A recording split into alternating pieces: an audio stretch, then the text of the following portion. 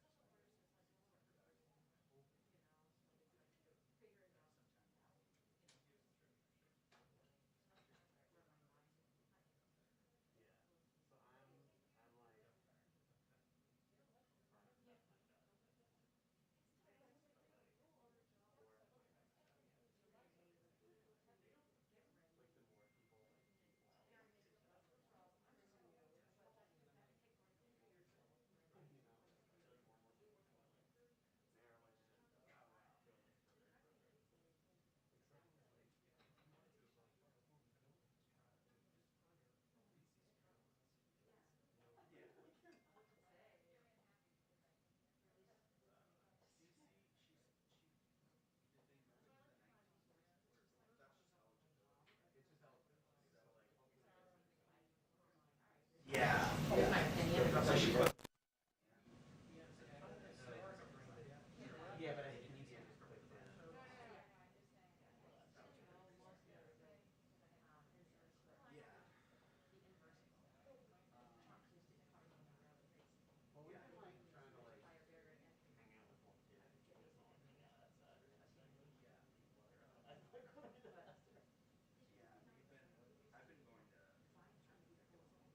Actually, all the kids are way tired. I feel like they're running to packs anyway. You never get enough time. You know, there's like,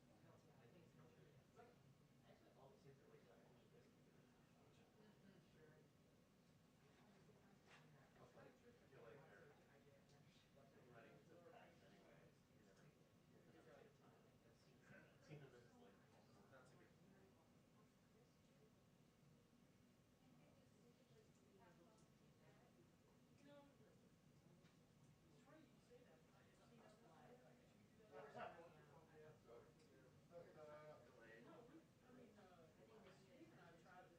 Delayed.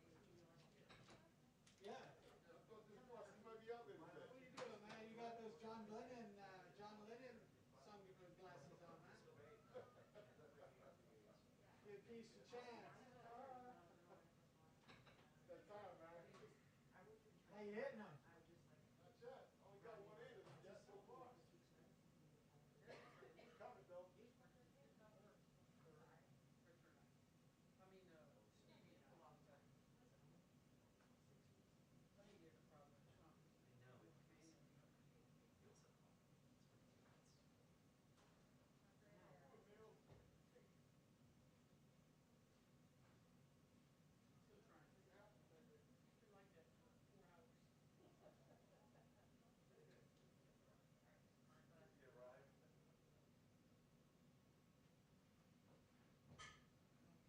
it feels so calm. You arrived? Oh.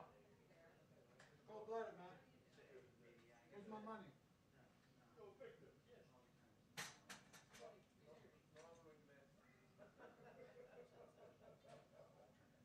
I'm watching you. Do you have a number? Do you have an appointment? I'm watching you, man. I'm watching you. Have you gone You been out, man? I did. Where's my money, man? First one. It was so cool. I ain't seen my boy in a long time. Neil here, but Earth's all over. We got gas. Yeah. He's got the cufflinks on. Look at that. Nice. We land next couple of days, so I'm going to feel good. Right. I saw that they don't sell gas, so good. There was 10 on the golf course. Did you play? Yeah. I played Thursday, Friday. Where? I played Thursday out at Little Bennett. Yeah. Beautiful. Because it was overcast, but That's right. yeah. A little cold, a little hot. Couldn't quite figure it out. Do I jacket? No jacket? You got pull over with you. Yeah, same. I was running hot. And then Friday at Brentwood with Carl. Carl, love you coming out there. Jack Gamble with play. Nah, he's like you, man. They don't got that bug. Well, see, man. And then the guys that did gamble hurt his back. That I was playing gambling with at Falls Road. Oh, And then we okay. gambled on whether a squirrel would drop a nut from the tree. Yeah, it's like You see your boy Billy, man? Billy been out? I haven't played. I'm kind of waiting for him to. Where's the audio guy? He hang out with Marcus, man. He liked to meet inside. Yeah. That's his meal ticket. Yeah, he ain't got time for it. Right, exactly. Man, you called out. He's out of Turkey. I told him, he's both little chump. Pump. Chump and a pump. Ooh. Wasn't like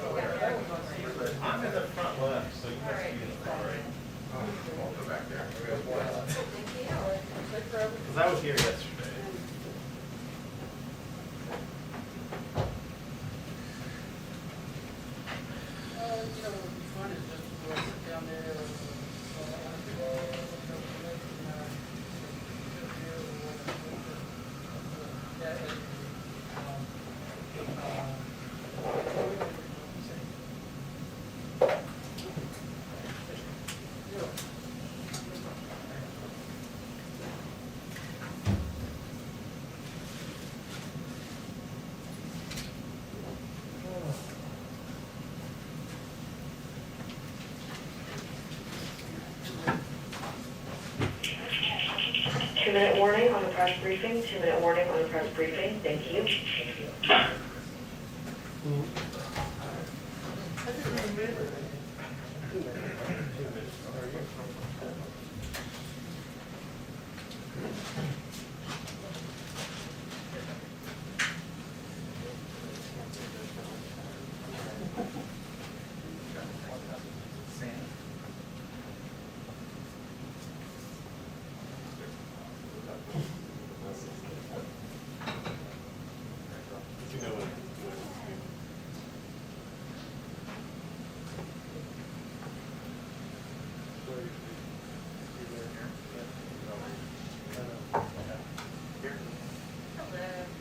Out there, outside. Here, outside.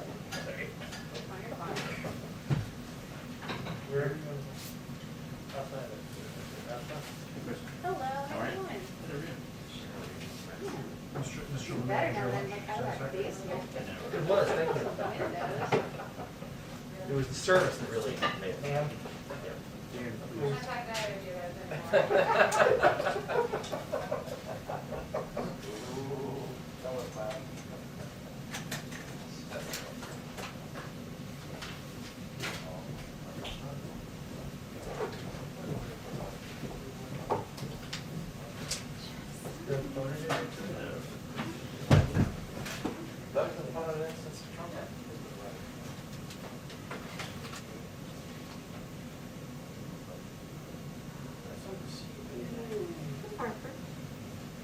Hey. How are you? Good, how are you? Good to see you. Here's Are you supposed to be in the tight corner or you're in the tight corner? You see your mic, right? Yes, I think. Okay. Yeah. That's not a spot. You gotta climb over people and go like this. You're inconveniencing them. Right? You're inconveniencing them. Yeah, but that's like Look at this guy. our building, No. all over each other. Let's go here for 1 second. He's already put this in. Stop it. You pick up and you can talk. Anything else you'd like for us to change for you, Jim? While you're going? Outrageous. This is outrageous. I'm viewing for my cameraman.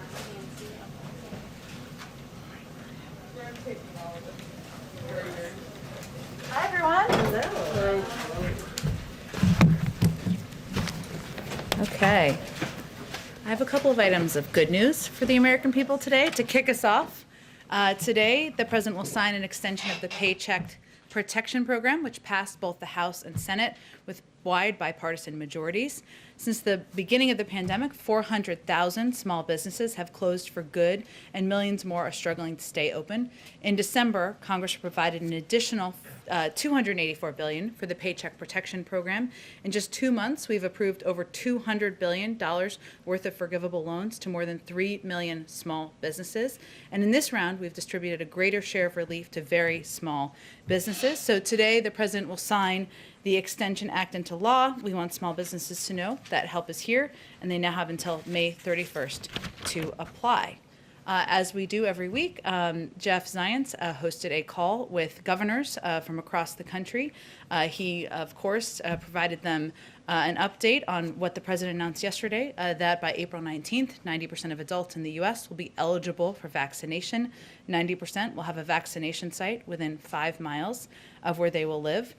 This will be made possible by increasing the federal retail pharmacy program from 17,000 to nearly 40,000 stores nationwide, a program that started out as a pilot and has been very successful. He also announced there'll be an increase of supply to over 33 million vaccine doses across all of our channels, which is going to help meet the needs with the moving forward of the eligibility timeline. Another update in terms of getting the checks out to people. There are a significant number of Social Security recipients who do not file taxes. As we noted earlier, or a couple weeks ago, I should say, direct payments went out very quickly to those who file taxes every year, who do it via direct deposit. And thanks to collaboration between the IRS and the Social Security Administration, they will soon announce that we are on track to send those payments out this weekend. The majority of people should see them in their bank accounts on Wednesday, April 7th, which is obviously a very positive step forward. Finally, as many of you saw earlier this morning, the president announced his historic slate of judicial nominees of his administration, the first historic slate, I should say, with 11 candidates overall. This is an unprecedented fast start for any president in the U.S. history on judicial nominations. This is also a groundbreaking slate in many ways. It includes 4 nominees who have served as public defenders, 4 who are members of the AAPI community, a nominee who, if confirmed, would be the first Muslim American federal judge in history. 9 of the 11 nominees are women. And overall, this group represents a paradigm shift in the type of people who can see themselves on the federal bench, while still maintaining the president's absolute highest standards for the qualifications, integrity, and fairness of each individual being considered. So lots of news. Go ahead, kick us off. Thank you, Jen. I want to start by asking on guns. It has been noted, actually, that 40 years ago today was the attempted assassination of President Reagan. But some gun safety groups have expressed disappointment at the president's sidestep of the issue in his news conference last week. Can you give an update on what is in the works in terms of a timetable for possible executive actions on guns?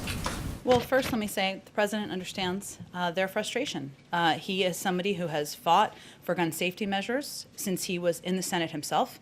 He did that in his effort to fight for the Brady Bill, in his effort to fight for a ban on assault weapons, and in his leadership putting in place almost 24 executive actions on gun safety when he was in the Obama-Biden administration.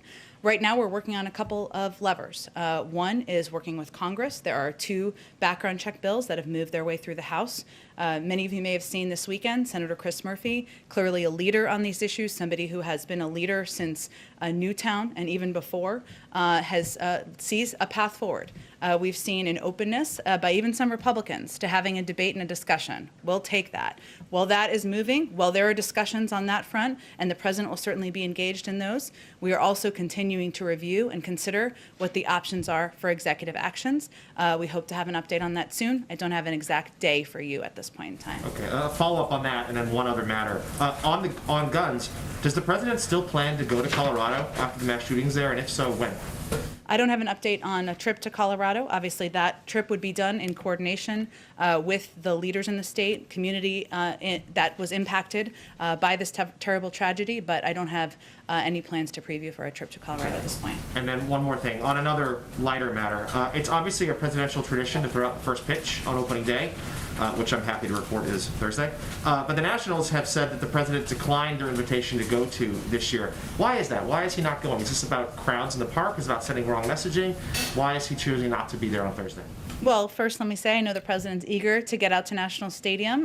Many beautiful days, many beautiful baseball games ahead this spring. It's not on his schedule this week, but I certainly expect that baseball fans will be hearing from him in the next couple days. Go ahead. Thanks, Jen. Question about your infrastructure proposal being released tomorrow. Is it going to focus more on shovel-ready projects that could get underway right away, or is it focused more on projects that might take a couple of years to get started but could ultimately have a bigger impact? It's a great question, and I expect we'll have more to outline on how quickly things can happen once he delivers the speech tomorrow. But let me just say that the speech tomorrow is about making an investment in America. Not just modernizing our roads, our railways, our bridges, but building an infrastructure of the future. So some of it is certainly infrastructure shovel-ready projects. Some of it is how do we expand broadband access. Some of it is ensuring that we are addressing the needs in people's homes and communities. So there are a range of components that he'll talk about when he proposes his ideas tomorrow, when he lays that out in his speech in Pittsburgh. And how much more should wealthy Americans expect to pay? Will the top marginal rate go back to 39.6% under this proposal? Well, I expect that tomorrow, again, the speech is really about his vision for creating jobs, good paying union jobs, and really investing in the industries of the future. But he thinks it's the responsible thing to do, to propose a way to pay for that over time. So, and he also believes that there's more that can be done to make the corporate tax code fair. And so I expect that will be the focus of his remarks on taxes tomorrow. And what about the estate tax? Is that something you're also considering increasing? Again, I'm not going to get too far ahead of the president's own speech and proposal, and I know we'll be previewing it more in the next 24 hours, but he believes that there's more that can be done to make the corporate tax code fair, to reward work, not wealth, to ensure that we can invest in the future industries that are going to help all people in this country. And one other topic, 23 countries have signed on to the idea of this WHO treaty that would improve information sharing during future pandemics. Why hasn't the U.S. signed on to that? Well, we believe it's vital in working with international partners in other countries, and of course strengthening and reforming our international efforts as it relates to addressing pandemics and future pandemics. We do have some concerns primarily about the timing and launching into negotiations for a new treaty right now, and we believe that could divert attention away from substantive issues regarding the response, preparedness for future pandemic threats, and we believe that should be our focus currently, but we're certainly open to looking for continued collaboration with the global community. Thank you. Go ahead. Does President Biden believe that the millions of Americans who lost loved ones to COVID-19 deserve a better response than one that they've gotten from the WHO? In terms of looking into Origins for COVID-19. Well, I think he believes that the American people, the global community, the medical experts, the doctors, all of the people who've been working to save lives, the families who've lost loved ones, all deserve greater transparency. They deserve better information. They deserve steps that are taken by the global community to provide that. So there was an extensive statement put out by a number of countries, including the U.S., but let me highlight, we're still reviewing the report, but let me highlight some of the concerns that have come up to date. The report lacks crucial data, information, and access. It represents a partial and incomplete picture. There was a joint statement, as I noted, that was put out. We also welcome a similar statement from the EU and EU members, sending a clear message the global community shares these concerns.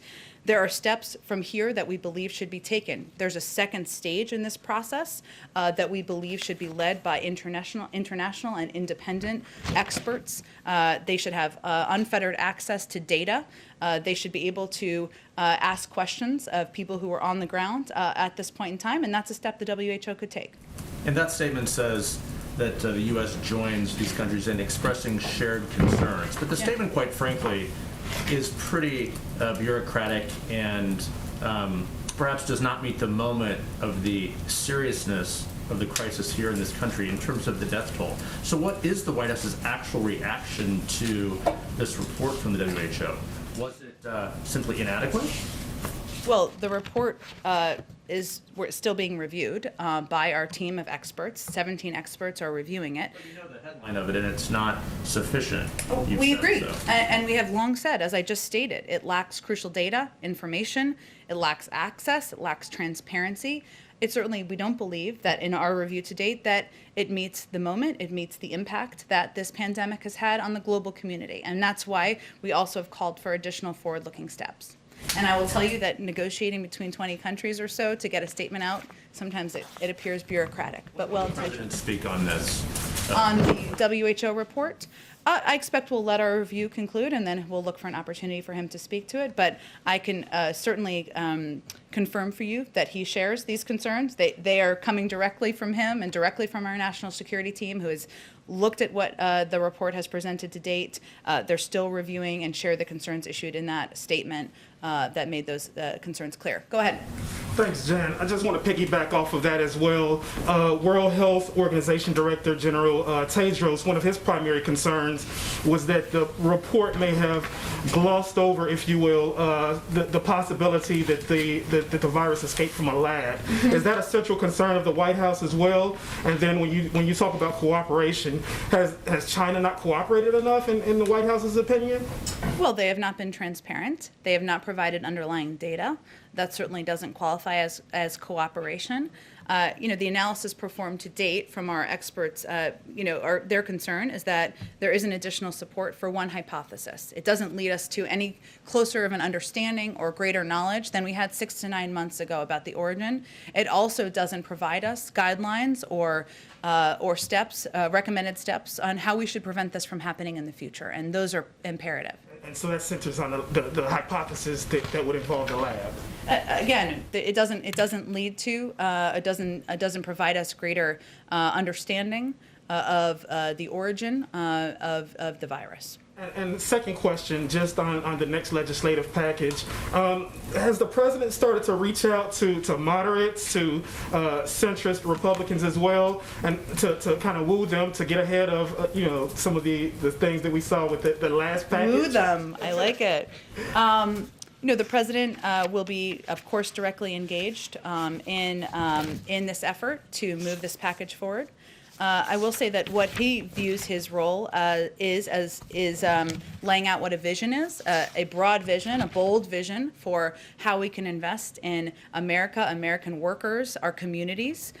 We're also, though, very open to hearing ideas and proposals from members of Congress, Democrats or Republicans. We know that 80% or more of people in this country, Democrats and Republicans, support investing in infrastructure. And of course they will. Of course they do. We're 13th in the world as it relates to infrastructure. We're one of the wealthiest countries in the world. That doesn't make a lot of sense to most people across the country. More than 1/3 of bridges in this country need repair. That's 231,000. That's a lot of bridges. 1 in 5 miles, or 886,000 miles of our highways and major roads are in poor conditions. Those aren't issues where Democrats just have concerns. Republicans have concerns, independents, people who don't see themselves as political. And he believes that we can't afford not to invest in improving our infrastructure. There are questions about, people may have different ideas about how to pay for it. We're open to hearing them. So hopefully people will bring forward ideas. And last question, the skinny budget is due out this week. What programs or agencies should we expect to see a boost in funding? I know people love the term skinny budget, but is actually just a discretionary guide. So it should be out soon, and we'll wait for it to come out, and then I'm sure we'll have an update from our budget, our own B team. Go ahead, Kristen. Thank you, Jen. Could you provide a bit more insight into why the White House has felt the need over the last few days to really clarify the Vice President's role at the border? Was that something that she requested a clarification on? I actually think that members of the media deserve to have an understanding of what her exact role was, and the president, when he was the vice president, played a very specific role too, where he was running point on the Northern Triangle. He told the story at the press conference last week about how the president called him back from Turkey, I think it was, and he wants the vice president to play a similar role, and engaging with these countries, engaging with their leaders, figuring out how to invest best, how to work in partnership, how to prevent corruption from taking over, to put in place steps that will make the journey less desirable. That is certainly a big assignment, and one the president is confident the vice president will take on and do well. So is the plan always for her to focus on the Northern Triangle countries, the root causes, as opposed to the border, or did something change? That was always the plan, and that was the announcement. Okay.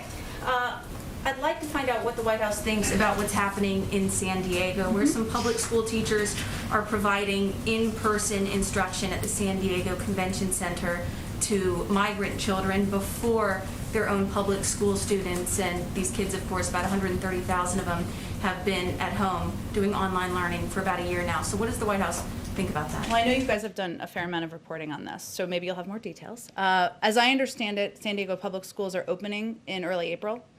April 12th to hybrid learning. Okay. And students will be back in the classroom. And as I understand it, this is related part-time. And certainly, our objective from the White House, opening up 5 days a week, majority of schools across the country. And they're on spring break right now. And this is related to volunteering or being paid. I'm not even sure. You'd have to ask the local school district during spring break for these migrant kids. Yes, so the San Diego County Supervisor, Jim Desmond, he says, I think it's great that there's in-person learning for unaccompanied minors from Central America, but I wish every child in San Diego County was allowed the same opportunity for in-person teaching. So I guess the question is, does the White House think that this sends the right message to these 130,000 kids in San Diego and their parents who've been stuck at home for the last year. Well, I'm just saying that context is important, and these kids are going back to school for hybrid learning. We, of course, want that to be 5 days a week, and we're confident we'll get there early next month. And I believe they're also on spring break right now. So these teachers would be, I'm not sure if it's volunteer or paid, you'd have to ask the local school district, while the kids are on spring break, which I think the context is pretty important. Okay, and I've got Oh, one go more ahead. question, sorry, about space. Go ahead. The Biden administration, they just announced its intention to retain the National Space Council, and this is on top of the White House voicing its support for the Space Force, Yes. NASA's Artemis program. I mean, these are 3 programs or policies that President Trump and the Trump administration put in place. So would it be fair to say that space is and space policy is one of the few areas where President Biden actually agrees with his predecessor? I think that sounds accurate to me. Look, I think the president believes that the National Space Council, as you just conveyed or just asked about, provides an opportunity to generate national space policy strategies, synchronize on America's space activities at a time of unprecedented activity. It's also an opportunity to generate by America's own activities in space. So it certainly is a program, or a council, I should say, he's excited to keep in place, and one, I think it's fair to say he agrees with the past administration's maintaining the program. Go ahead in the back. The White House has been talking about a lot of different types of infrastructure over the last few weeks leading up to the announcement tomorrow. Can you give us a sense of what the general breakdown is going to be on, clean energy and climate type projects versus roads and bridges? I know we will have an extensive fact sheet that will break down everything for you. It is quite Opportunity to get out ahead of the long. president on this. It is quite long, and I don't want to get too far ahead of the president. But I will. Let me see if I can give you a little bit more of a breakdown, not in terms of the numbers, but so. Certainly investing in, we've talked about this a little bit, roads, rails, and bridges is part of it. The president believes that we can do that in a way where we can create good paying, clean energy jobs, union jobs. That's part of his vision for investing in industries of the future. He also believes there's more we can do on broadband and ensuring that the far too large percentage of the American people who don't have access, and we invest in that. There's a lot of ways to do that, I will say, though, and he's very open to the ideas coming from Congress on how to do it. And they may have different perspectives on how to do it, the right way to invest and to do it. But he sees, clean energy and clean energy jobs as central to his own vision and his own objectives. You'll certainly hear him talk about that tomorrow. And but the speech is really about, it's about jobs, it's about investing in the industries of the future, and it's about rebuilding parts of our communities that have long been forgotten. And does the White House have a response to this new Chinese law finalized earlier today that essentially allows them to vet parliamentary candidates in Hong Kong for so-called non-patriots to not be allowed to run for office?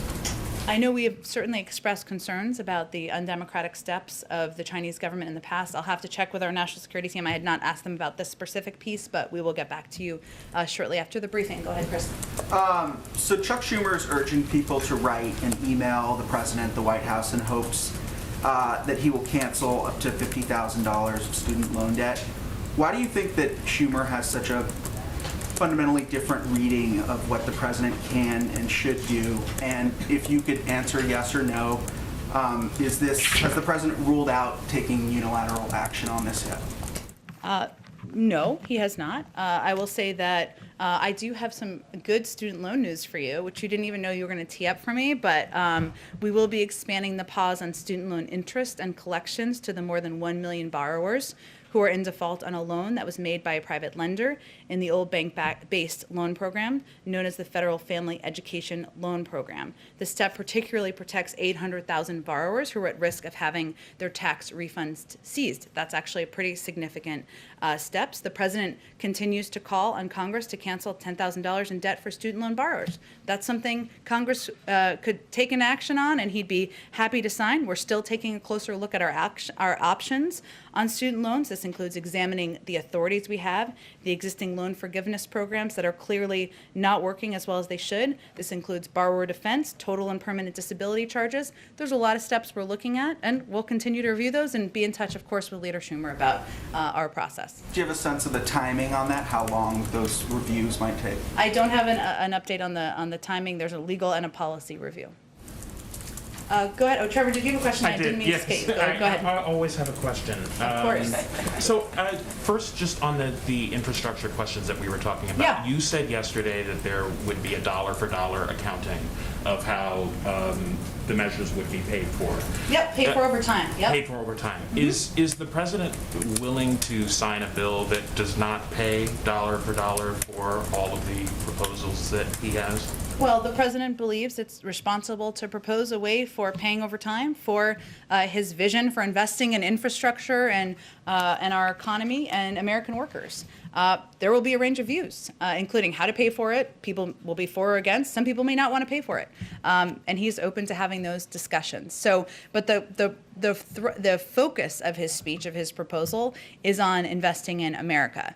We're talking about tax reform proposals that would help pay for it over time. But the reason he is putting those forward is because he thinks it's responsible to put forward a plan to pay for it as a means of discussing that. But it's really about investing in workers. But he is open to deficit financing in a final package. Is that Again, I think we haven't even proposed the speech yet. There will be a range of views on Capitol Hill, as we all certainly know. He's proposing a way to pay for his proposals over time. We'll look forward to hearing from members of Congress on how they want to approach it, given there's such strong support for infrastructure investment across the country. Okay, and just on a quick one on foreign policy, Iran has come out and basically already rejected a proposal that you haven't even put on the table yet.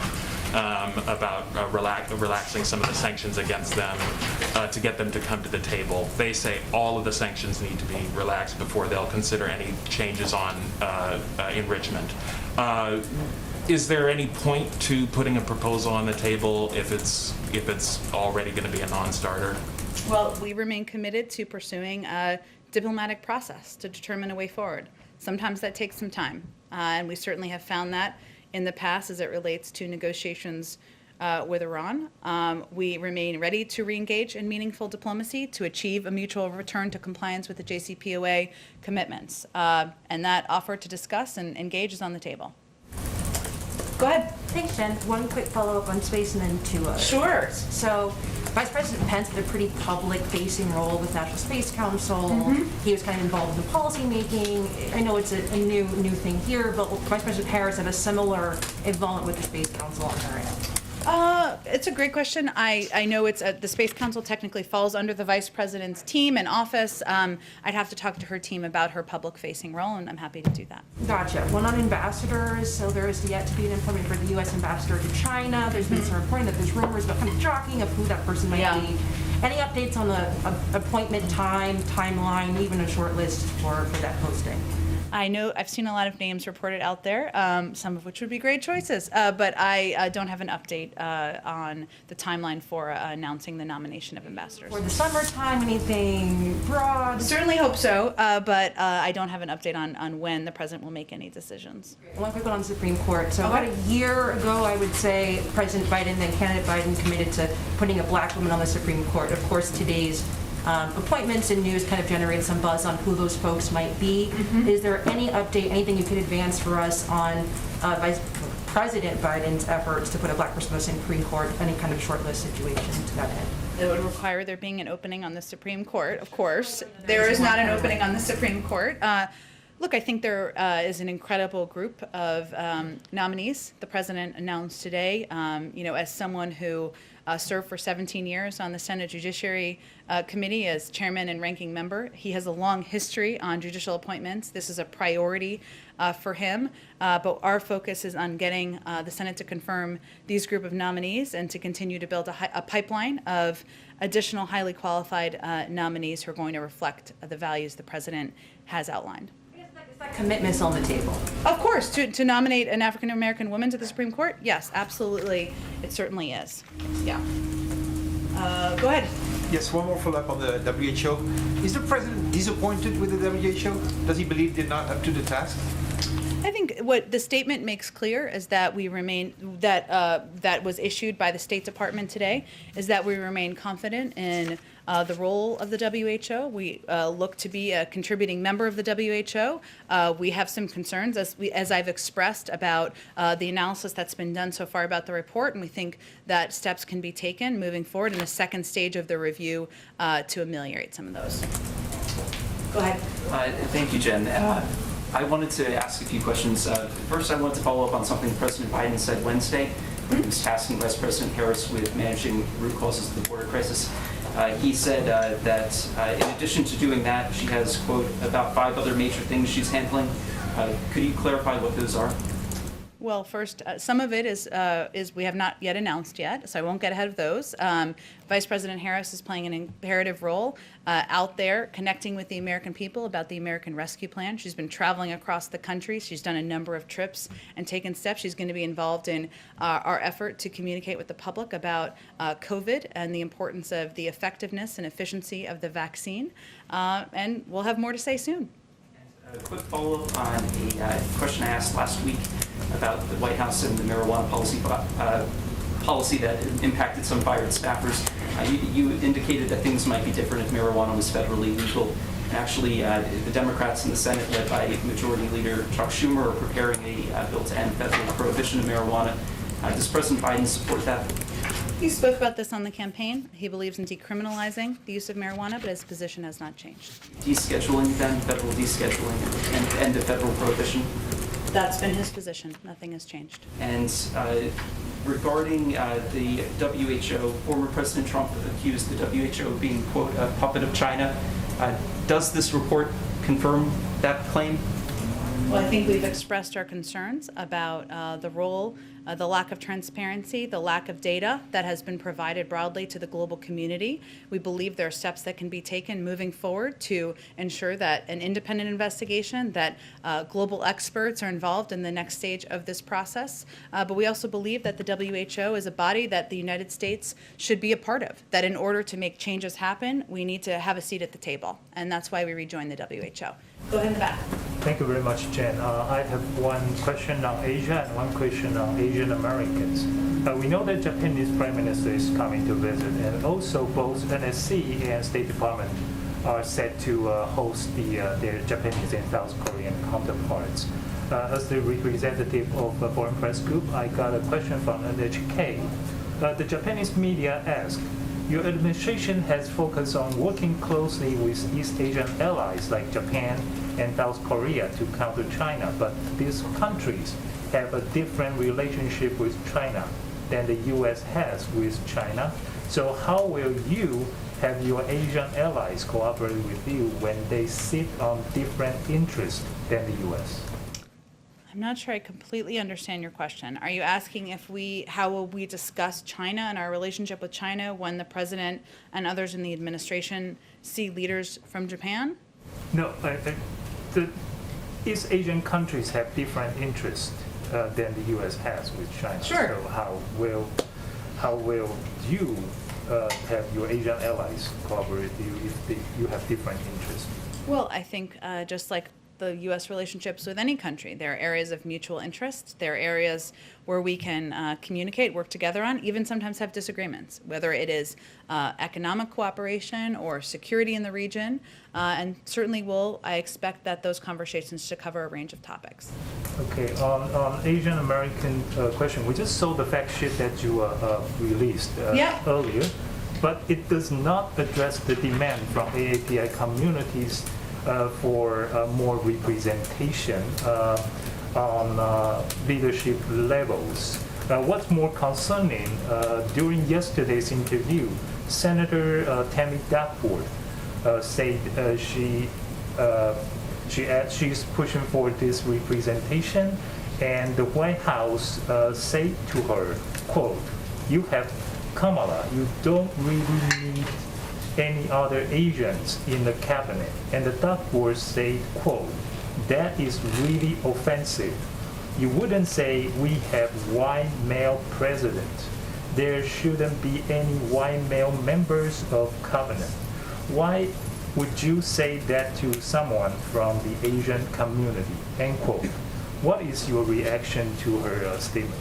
Well, first, we've had a range of conversations with Senator Duckworth since that call, which happened about a week ago, including a commitment to naming a high-level Asian American member of the AAPI community to a position in the White House. And that's something we're working to do through consultation with a range of officials and elected officials as well. And that person will be a commissioned officer and will be working on both policy and outreach. And as soon as we have a name, we will share that with all of you. But a big part of our effort has also been on taking actions to address the rise in anti-Asian violence and bias, and underscoring the commitment of our entire administration to working in partnership with the AAPI community.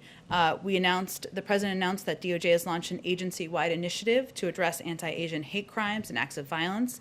DOJ is taking steps to strengthen hate crimes data, reporting on AAPI violence, improve law enforcement training so that local law enforcement agencies can better identify anti-Asian bias. In the coming weeks, the administration will meet with AAPI leaders to hear their input and how we can play the most constructive role possible in the community. And the president raised, because he felt it was imperative to elevate the continuing threats, the hate speech, and the violence against the Asian American community in his speech he gave during a primetime address a week ago. Go ahead. Yeah, it's actually a good follow-up from what Ching-Yi just asked, so thank you, Jen. Sure. So as you know, we've had a spike in carjackings in Washington, D.C. Yeah. And there's been a huge uproar, of course, about the carjacking and killing of a Pakistani American by 2 teenage girls.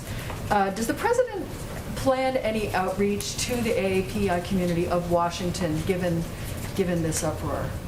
Well, the president and his administration, he's asked members of his team, senior levels of his team, to be engaged in a broad swath of leaders from the AAPI community from across the country. I can certainly check if there will be individuals from the DC community as a part of that outreach. Okay, and given that there's been this spike in carjackings here in Washington, has the White House put out any guidance to staff who, of course, work in Washington, many live in Washington? Has there been anything on that? I think we would certainly defer to local law enforcement and guidance along those lines. I'm not aware of any additional guidance being put out. Let me just go around to make sure I get to everybody. Go ahead in the back. Yeah, well, during his press conference last week, the president was very stern and expressive when it came to expressing his opinion about the so-called voter suppression laws in Georgia and elsewhere. But what tangible action will the president take to turn that tide, particularly when you're talking about a federal bill facing an uphill climb in the Senate? Well, there's a number of actions. One, I wouldn't call it so-called bias, because we know that in communities across Georgia, there have been polling places that have been closed. Those are in predominantly African-American communities, so I think that is real bias.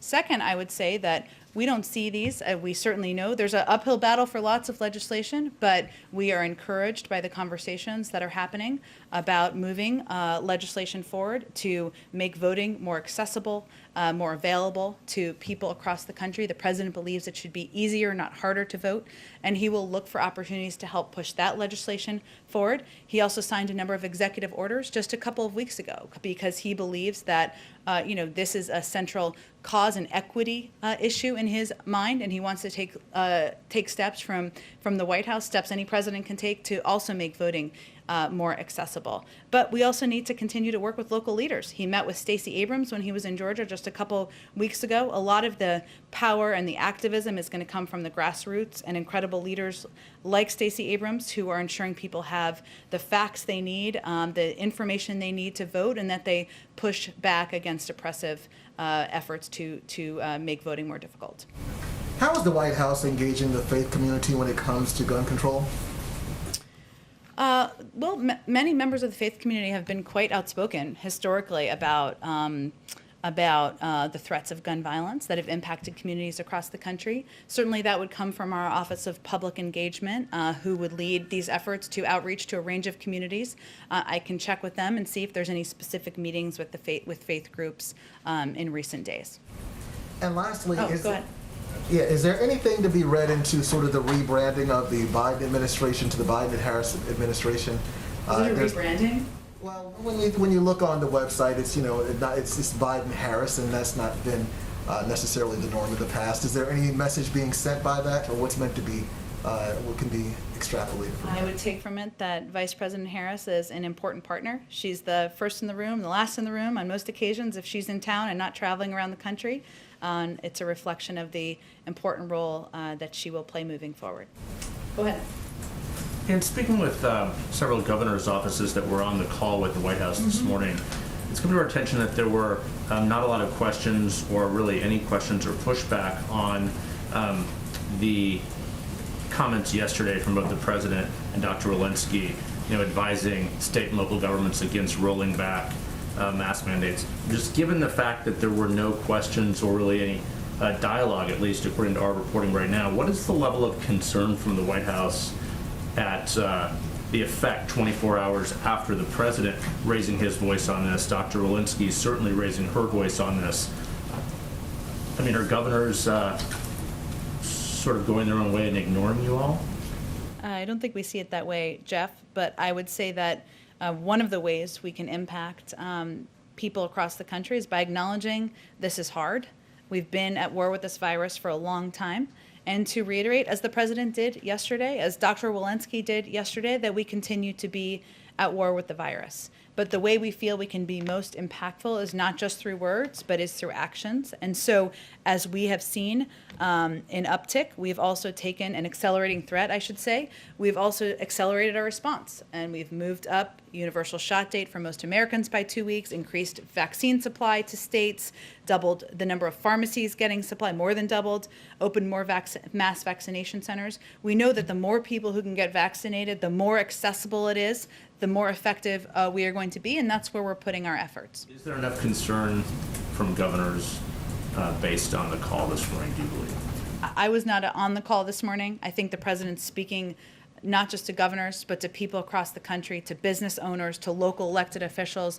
There are, even in some states where governors have been pulling back the restrictions, there are local leaders and local businesses or bigger businesses who have kept them in place. And it's important for people, it's a tough message, important for people to hear that we're still in a war with this virus and people need to still be vigilant in order to return to normal.